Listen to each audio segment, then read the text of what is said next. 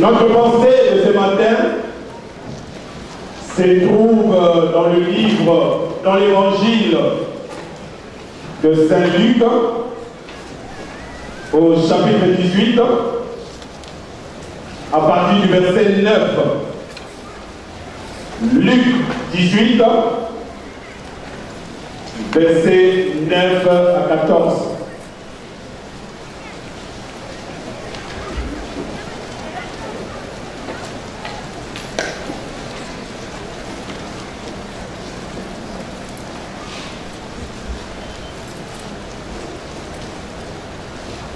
Luc, c'est dans le Nouveau Testament, après Marc et avant Jean. Nous lisons.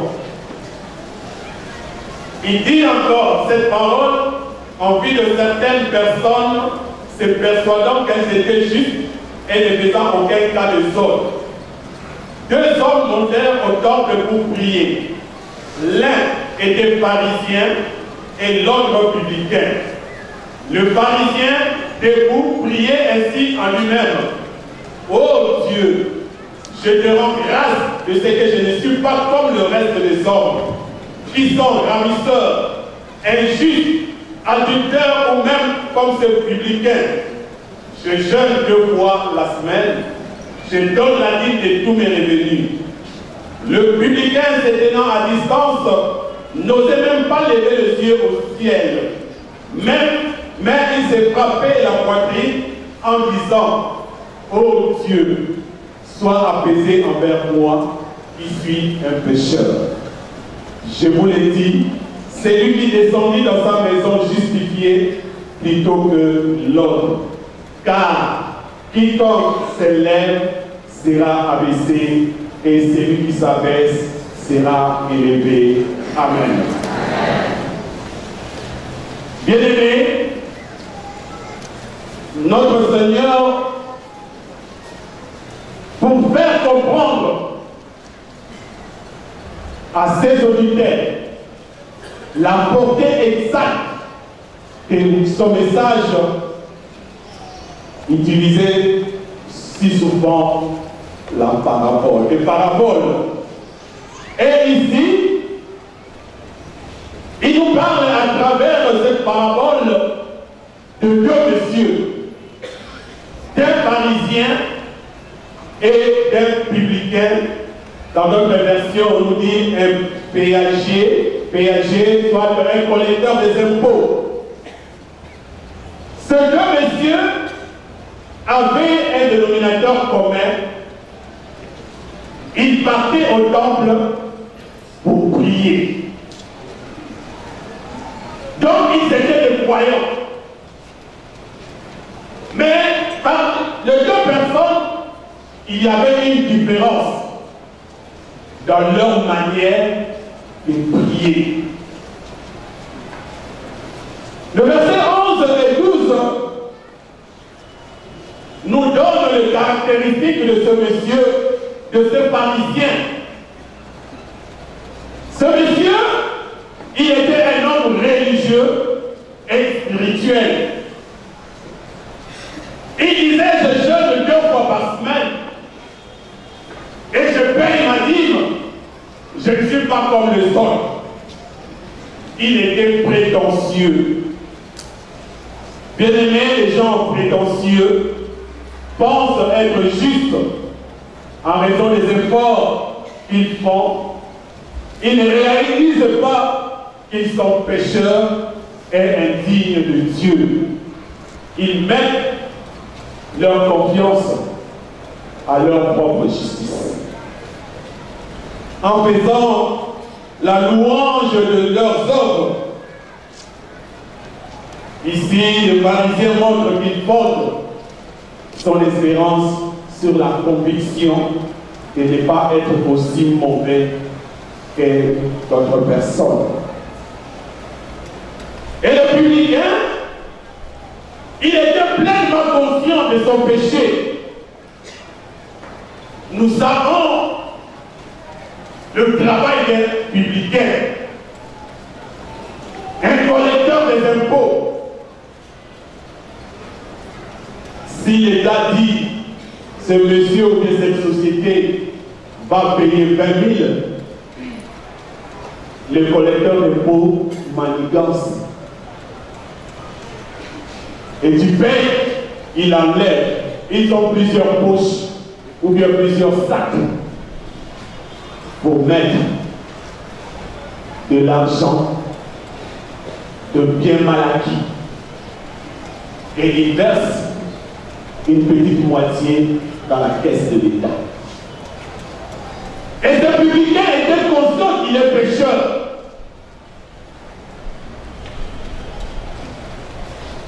Il s'est humilié devant la présence de Dieu. Et la Bible nous dit, au verset 14, que cet homme est rentré dans sa maison en paix, parce qu'il était justifié par rapport aux pharisiens. Alléluia. Cette parabole est la réalité dans nos différentes assemblées. Et ce matin, nous avons de pharisiens, nous avons aussi de publicains. Dans notre manière de se conduire, dans notre manière de prier, dans notre manière de servir l'Éternel,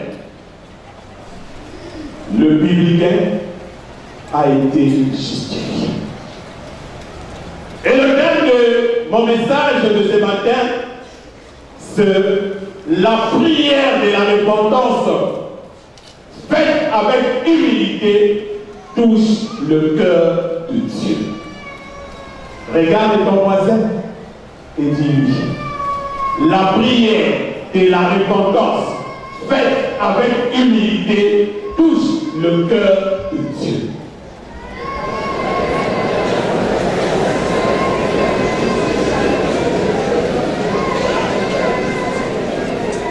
Le publicain a été justifié parce qu'il a fait une prière de la repentance avec humilité et il a touché le cœur de Dieu. Et Dieu l'a pardonné.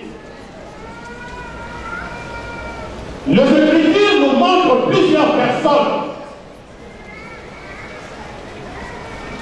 qui ont touché le cœur de Dieu à travers leur prière. Nous allons voir quelques-unes. Jonas. Nous prenons le livre de Jonas.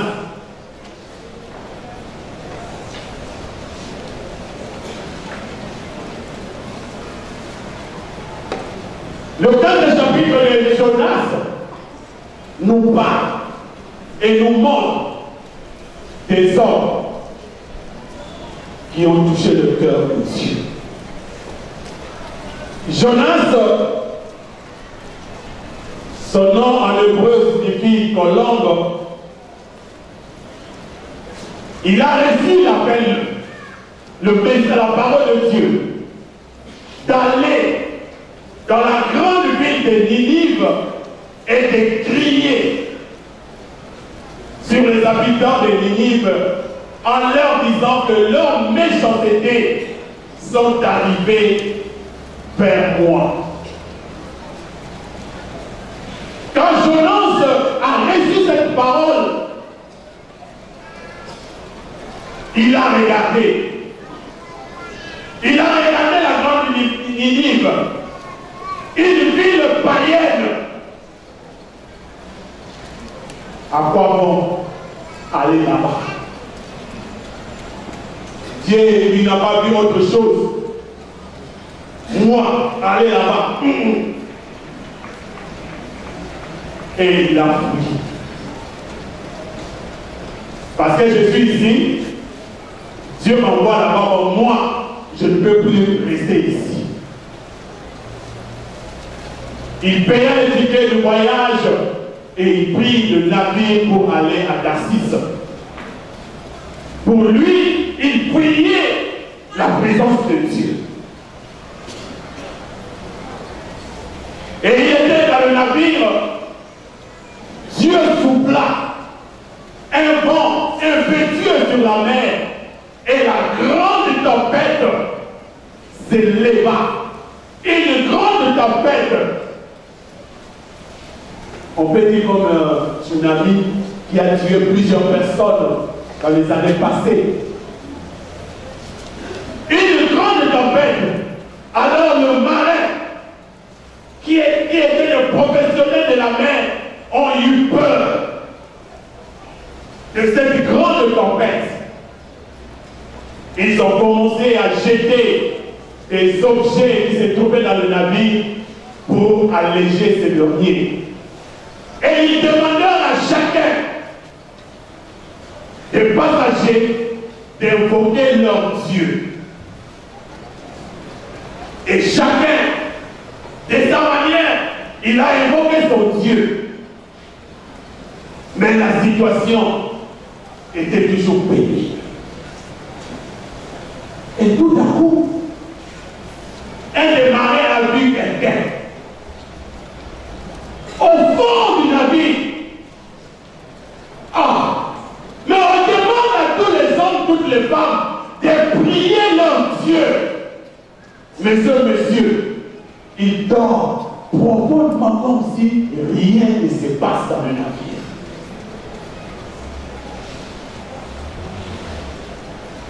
Et messieurs, réveille-toi.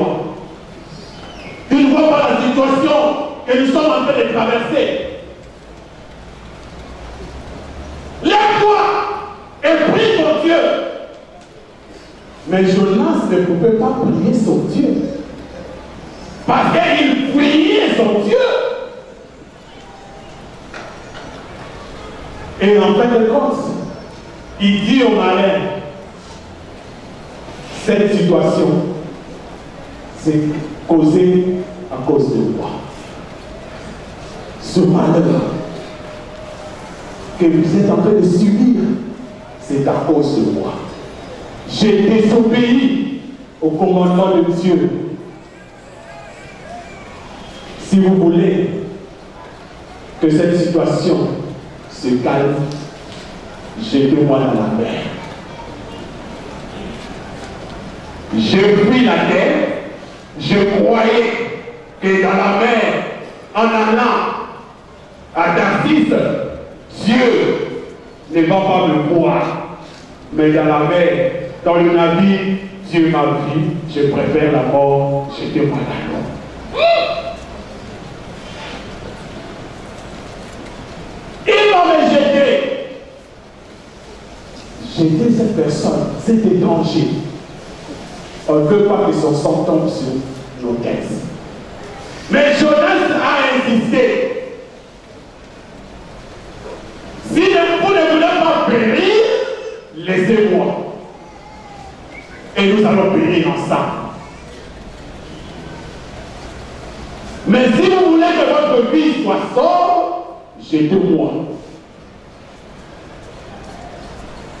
Et malgré eux, ils ont jeté Jonas dans la mer. Au moment précis, quand Jonas quittait le navire, la grande tempête a cessé automatiquement. Et le marin était dans l'étonnement.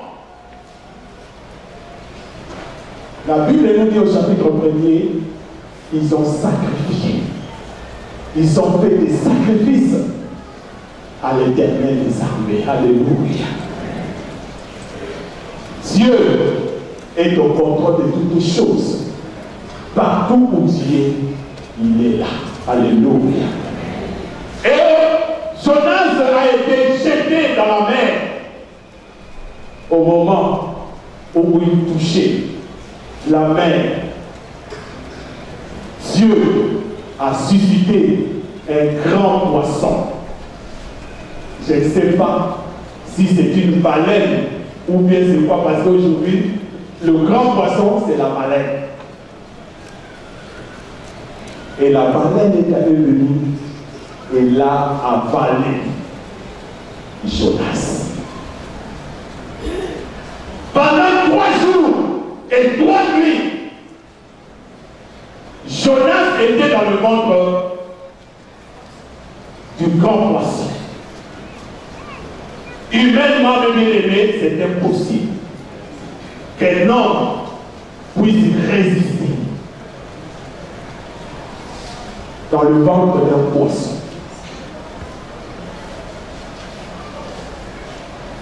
Au sein du ventre du poisson, le poisson forme des acides. Et tu ne peux pas faire un mois, une seule journée, tu dois mourir. Mais il fallait aussi que l'homme doit respirer. Mais Dieu était avec Jonas. Pendant 3 jours et 3 nuits, Jonas a compris la grandeur, la miséricorde de Dieu. Et au chapitre 2, Jonas a élevé la voix. Il a prié. Il a reconnu ses fautes. Et il a pris l'engagement. Il a fait un vœu à l'Éternel. Bien-aimé, au verset 10 du chapitre 2 de Jonas, Jonas dit, pour moi, je t'offrirai des sacrifices avec un cri d'action de grâce, j'accomplirai le vœu que je fais. Le salut vient de l'Éternel. Alléluia. Il a compris. Et il a dit, je vais accomplir le vœu. J'ouvre une parenthèse et je la ferme directement aussi. Beaucoup nous faisons le vœu. Dernièrement, j'ai arrangé mon bureau et j'ai vu le papier de vœux que nos bien-aimés ont fait pour l'achat du terrain de Bain-Bresson. Mais beaucoup n'ont pas réalisé cette promesse. Quand tu fais un vœu à l'Éternel, il faut l'accomplir. Et parmi nous, beaucoup nous avons fait le vœu. Chaque fois que l'Église lance une opération, nous faisons le vœu. Est-ce que nous l'accomplissons? Beaucoup aussi ont fait le vœu pour le terrain qui se trouve derrière l'école. Est-ce que as-tu accompli ce vœu? Et dernièrement aussi, au mois de novembre, nous avons fait aussi le vœu. Ce sont les mêmes personnes qui font le vœu et qui ne l'accomplissent pas. Ce n'est pas normal et je ferme. Oui, Jonas a fait le vœu. Il a dit, j'accomplirai le vœu que je fais. Le salut vient de l'Éternel. Et à l'instant même, quand il a prononcé cette parole, cette prière du chapitre 2 a touché le cœur de Dieu. Et Dieu a demandé au grand poisson de vomir Jonas. Et la chose la plus étrange, mes bien-aimés, le grand serpent, le grand poisson n'a pas vomi Jonas dans la mer, mais il a vomi Jonas sur la terre ferme. Alléluia. Il pouvait le vomir dans la mer, mais Dieu est au contrôle. Il dirige toutes choses. Grand poisson sur la terre. Parce que ce serviteur, il doit accomplir ma mission. Et Jonas est sorti du ventre du grand poisson dans une terre ferme, sur une terre ferme, et il attend encore la parole de Dieu.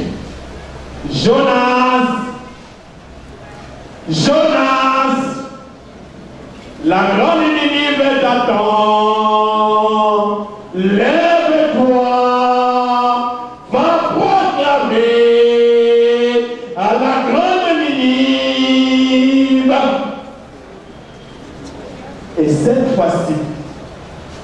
Jonas, il a obéi et il est parti. Ninive était une grande ville, une ville païenne qui ne connaissait pas Dieu. Et Jonas, pour couvrir la grande ville, il devait faire 3 jours de marche. Donc chaque jour, il partait. Il annonce dans ces quartiers de Yopougon, demain, il est de l'autre quartier, et toute la ville ont entendu la bonne nouvelle de Jonas. Et quand les gens de cette ville, une ville païenne, les gens païens, ils ont écouté ce que Jonas parlait. Dans 40 jours, Ninive sera détruite.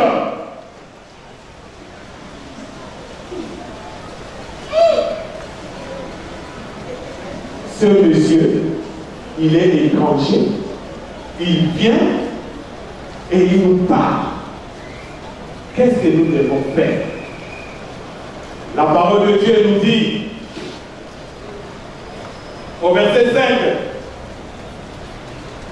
les gens de Ninive crurent à Dieu, ils publièrent un jeûne et se revêtirent les sacs depuis le plus grand jusqu'au plus petit. Quand ils ont écouté cette parole, ils ne se sont pas posé des questions. Ils n'ont pas regardé leur classe intellectuelle, leur rang social. Ils ont cru à Dieu. Alors ils publièrent de faire de gêner. Et ils portèrent, ils se revêtirent de sacs. Au verset 6, lorsque le roi de Ninive, un roi païen, eut vent de ces choses, lui dit, moi aussi je ne peux pas rester. En marche, si Ninive est détruite, qui sera le roi encore de Ninive? Je suis roi parce que Ninive existe. Alors, il prit la décision. Il fait aussi le décret. Et maintenant, ça devient officiellement un décret royal. Et au verset 6, au verset 7, tout d'abord, au verset 6, le roi s'éleva de son trône, ôta son manteau, s'est couvert d'un sac et s'assit sur la cendre. Et il fit faire dans Ninive cette publication par ordre du roi et de ses grands, que les hommes et les bêtes, le bœuf et les brebis n'écoutent de rien, ne pèsent point et ne boivent point d'eau, que les hommes et les bêtes soient couverts de sacs, qu'ils crient à Dieu avec force et qu'ils reviennent tous de leur mauvaise voie et des actes de violence dont leurs mains sont coupables. Le roi décrète ni les bêtes, ni les cabris. Nous tous, nous allons gérer. Le roi, il n'a pas regardé son titre royal. Il a troqué ses vêtements royaux avec le sac. Et pardon, oui, avec le sac. Il a laissé son fauteuil royal pour le sang. Est-ce que vous me comprenez? Lui qui est roi, il s'abaisse. Dans l'ancien temps, quand on porte le sac, un sac,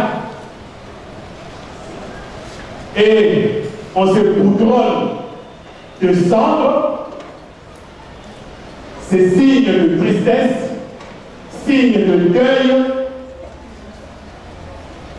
signe de l'humilité. Et tout le livre, grand, petit, ministre, charbonnier, cireur, tous, ils ont laissé leurs habits et ils ont porté des sacs.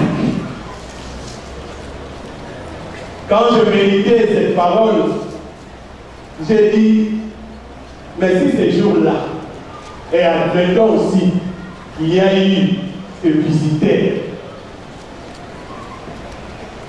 des étrangers qui sont venus pendant cette période,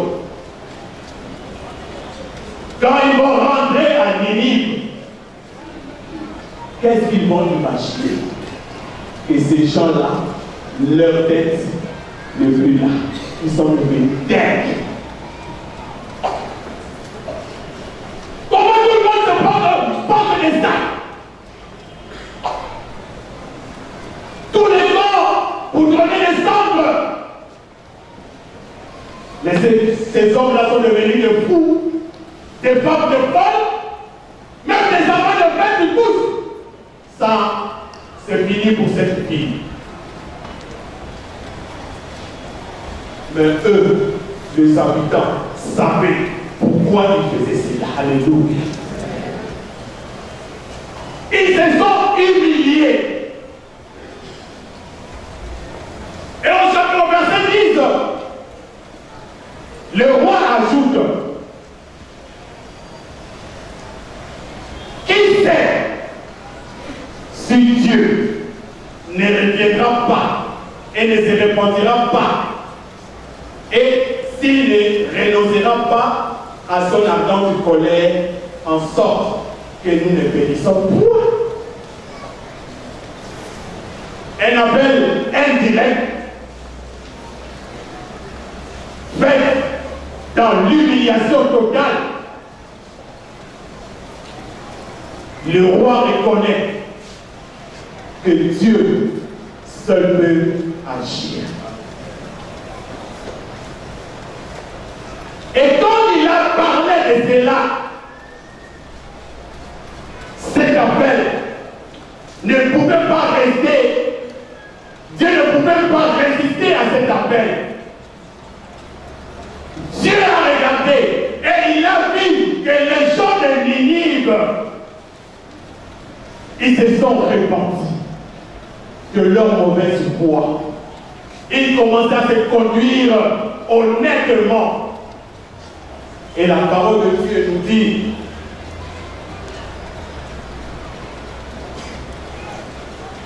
au verset 10, Dieu vit qu'ils agissaient ainsi, qu'ils révélaient de leur mauvaise voie. Alors Dieu s'est repenti du mal qu'il avait résolu de leur faire et il ne le dit pas. Amen. Oui, mes bien-aimés, la prière et la repentance faite avec humilité touchent le cœur de Dieu. Les habitants de Ninive, cette grande ville qui devait être détruite à cause de leur méchanceté, ils ont fait une prière de repentance. Ils se sont repentis de leur mauvaise voie. Et leur réaction ont touché le cœur de Dieu et Dieu s'est réparti de ce qu'il devait faire de la grande ville de Ninive. Oui, mes bien-aimés, Dieu, il est fidèle. Il est miséricordieux. Tu es là ce matin, mon frère, ma soeur. Comme le don que nous avons entendu ce matin, qui sortait, je crois, quelque part ici, qui te pose tant de questions. Et tu te dis, est-ce que ce Dieu-là me voit? Comment ça fait plusieurs années, plusieurs mois, plusieurs semaines, j'ai pris, mais ma situation demeure toujours sombre.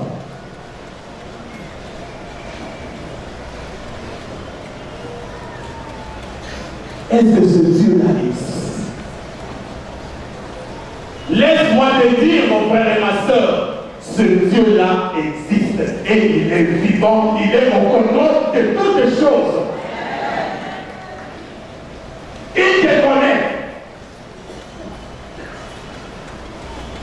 Ce n'est pas sa faute, mais c'est ta faute. Il t'a parlé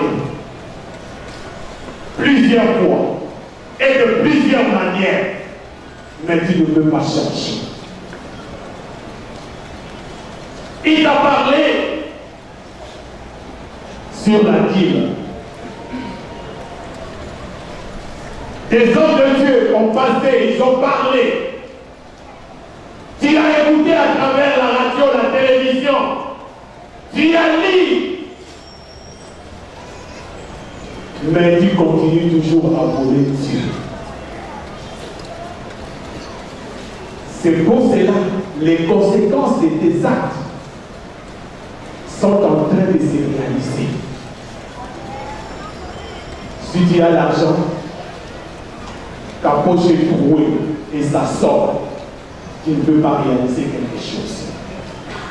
Parce que tu voles Dieu. Il t'a parlé plusieurs fois.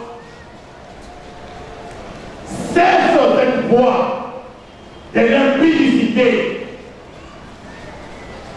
Tu n'es pas marié, mais tu commets l'impudicité. Et tu pries. Mais Seigneur, pourquoi on présente les autres sur la chair pour leur mariage et moi, je ne vois personne me dire même que je t'aime et je vais t'amener à la mairie à personne. Ce n'est pas Dieu, c'est toi. Il t'a parlé et tu puisses changer, mais tu maintiens toujours ton comportement. Et tu te dis oui, je m'en fous. Je viens à l'église. Je participe aux activités de l'église. Je chante à la chorale. Je chante au groupe vocal, groupe musical. Je chante à la chorale AOC, Naïwa Kaboniaké. Je suis là, je participe. Je paye ma dîme régulièrement, je donne des offrandes. Mais je demeure dans l'impudicité. Je demeure dans l'adultère. Voleuse de mari de vous.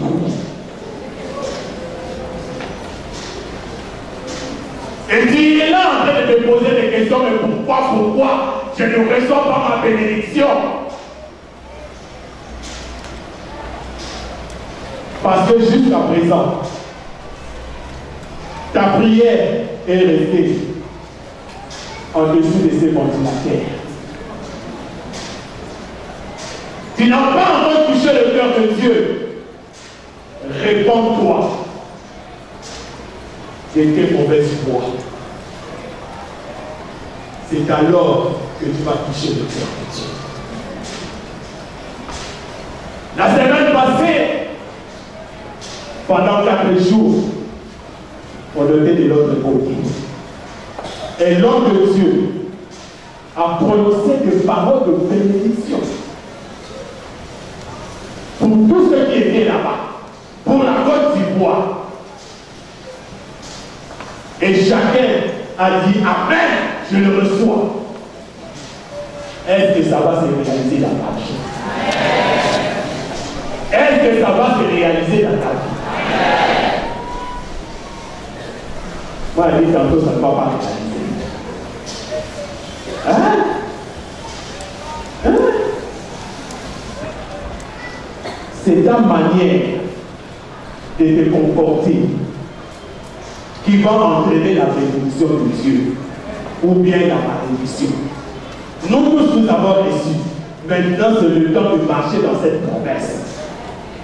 Et de continuer à toucher le cœur de Dieu. C'est alors que Dieu va te verser cette bénédiction. Mais si tu continues toujours de vivre dans l'impudicité, dans l'adultère, dans la corruption, dans le mensonge, les bénédictions vont passer devant tout près de toi là. Ça passe, ça passe, ça passe. Tu es là en train d'attendre. C'est trop tard. La bénédiction est déjà passée. Tu es là ce matin, mon frère et ma soeur. Dieu t'a parlé plusieurs fois à propos de la coutume et de la tradition. Mais tu demeures toujours dans la tradition.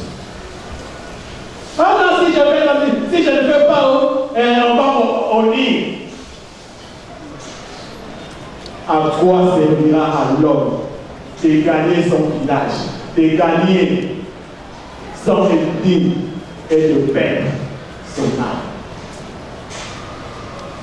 Il y a des choses dans nos coutumes et dans nos traditions qui sont conformes à la parole de Dieu. Nous devons oublier cela. Mais ce qui est contraire à la parole de Dieu, tel que maltraiter la veuve, au breuvage, et on maltraite la veuve. Et toi, tu es enfant de Dieu, Dieu te garde. Mais Dieu t'a parlé, surtout nos sœurs. Nos sœurs. Nos sœurs. Tu oublies que Dieu nous parle. Et c'est toi qui es la tête de fille pour maltraiter ta personne. Mais Dieu t'a parlé plusieurs fois. Mais tu ne veux pas changer. Les conséquences de tes actes sont en train de se réaliser dans ta vie. C'est pour cela que tu te sors dans ta vie et tu te poses des questions. Tu es comme ces pharisiens. Malgré plusieurs années dans la vie chrétienne, rien ne marche pour toi. Si ce n'est pas moi, groupe musical là, ça ne peut pas exister, c'est moi. Groupe vocal là, c'est moi, ma voix là, quand je chante là, c'est ma voix là. Je ne suis pas comme les autres là. Ils ne viennent pas à la répétition, mais moi je viens. Est-ce que ta vie est conforme à la parole de Dieu? Oui, mes bien-aimés, le Seigneur t'a parlé plusieurs fois. Sois comme les gens de l'Unique. Quand ils ont écouté, ils n'ont pas regardé leur titre social, leur rang social. Ils ont cru à Dieu et ils se sont repentis de leur mauvaise foi. C'est alors qu'ils ont touché le cœur de Dieu et Dieu a sursi à sa décision de détruire l'Unique. 2013, c'est une année pour toi, mon frère et ma soeur. C'est une année de bénédiction. Dieu a promis de grandes choses pour chacun de nous.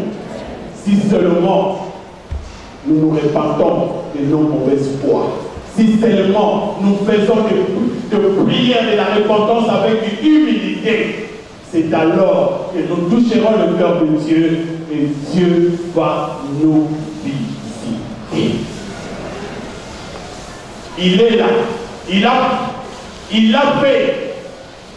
Il a le projet pour toi pour 2013. C'est à toi seulement de changer ta manière de concevoir les choses, ta manière de te conduire, ta vie chrétienne doit changer. C'est alors que Dieu va te visiter. J'ai vu passer ceux qui font les réunions du soir. Notre bien-aimé l'orateur du jour nous a parlé de la piété.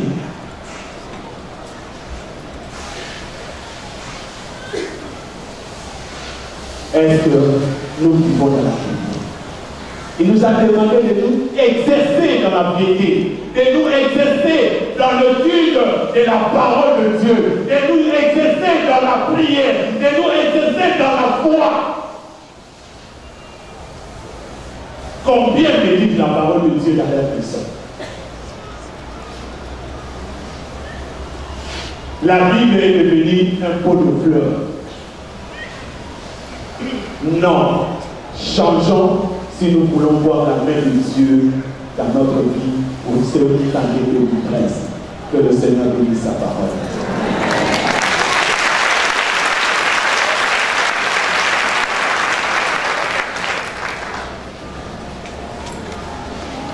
Nous abaissons nos têtes.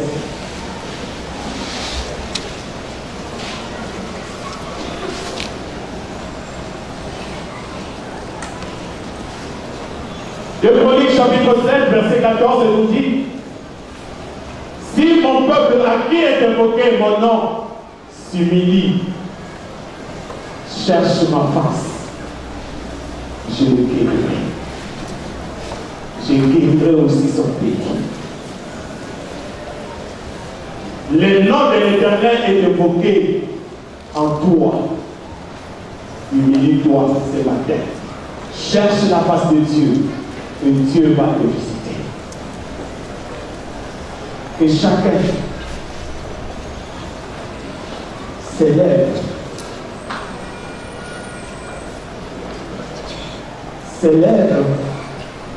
et prie son Dieu. Est-ce que tu es dans quel camp?